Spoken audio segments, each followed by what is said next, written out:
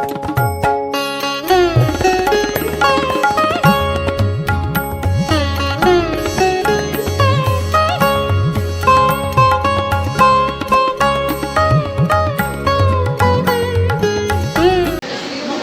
Training প্রোগ্রামে আজকের প্রথম দিনে জগদীশচন্দ্র বোস গ্রুপের পক্ষ থেকে উপস্থাপন করছেন বিমল তমাল বণিক। উদাহরণ কি কি হতে পারে, বিজ্ঞানের উদাহরণ কি কি হতে পারে? যেমন আমাদের ক্লাসরুমের মধ্যে বাচ্চাদের উদাহরণ তো বোঝাতে হবে যে পাখাটা ঘুরছে, এটা একটা বিজ্ঞান। লাইট জ্বলছে, ওটাও বিজ্ঞান। যখন বাচ্চারা যদি কোশ্চেন করে যে পাখাটা কেন ঘুরছে, লাইট কেন জ্বলছে, এটার আনসার দেওয়াটা বাচ্চাদের ক্ষেত্রে এটা বোঝাটা কষ্ট হয়ে যাবে। তখন আমাদের বলতে হবে যে এটা তোমরা পরে ক্লাসের মধ্যে বুঝতে পারবে পাখা কেন ঘুরে, লাইট কেন জ্বলে।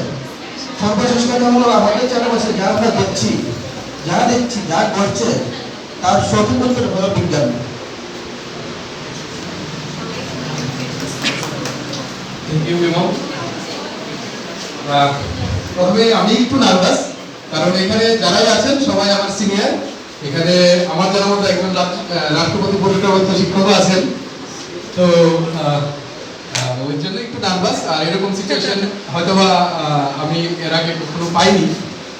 তো প্রথমত বিমল বলেছে হোয়াট ইজ সায়েন্স, তো সায়েন্সটা কিভাবে এক্সপ্লেন করবে সেটা বুঝিয়েছে। তো আমি এক্সপ্লেন করব কিভাবে আমরা একটা অ্যাক্টিভিটির মাধ্যমে, মানে এসেনশিয়াল টুলস। তো অ্যাকচুয়ালি প্রথমে আমাদের জানতে হবে আমাদের লার্নিং আউটকামটা কি। তো আমি কি করবো প্রথমে, তো তখন দেখা যাবে একটু পরে যে এমটি কন্টেনারটা যেটা, সেটাতে আস্তে আস্তে কি হচ্ছে, জল পড়ছে। তো আমরা সবাই জানি science is nothing but observation, asking question and experience or presentation. তো এখানে নিশ্চয়ই